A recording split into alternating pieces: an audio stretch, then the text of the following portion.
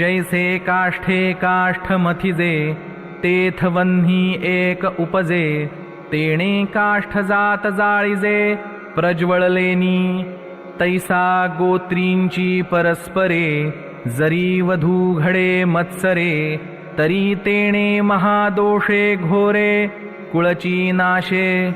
अर्जुन श्रीकृष्णांना म्हणाला, अहो देवा, ज्याप्रमाणे वनात वाऱ्याच्या प्रभावाने एका लाकडावर दुसरे लाकूड घासले असता तेथे अग्नी उत्पन्न होतो आणि एकदा का तो निर्माण झालेला अग्नी भडकला म्हणजे वनव्याच्या रूपाने वनातील सर्व झाडांचाच जाळून नाश करतो, त्याचप्रमाणे एकाच कुळातील लोक एकमेकांविषयी असलेल्या मत्सर भावाने एकमेकांचा वध करू लागले तर त्या भयंकर महादोषाने संपूर्ण कुळाचा नाश होतो.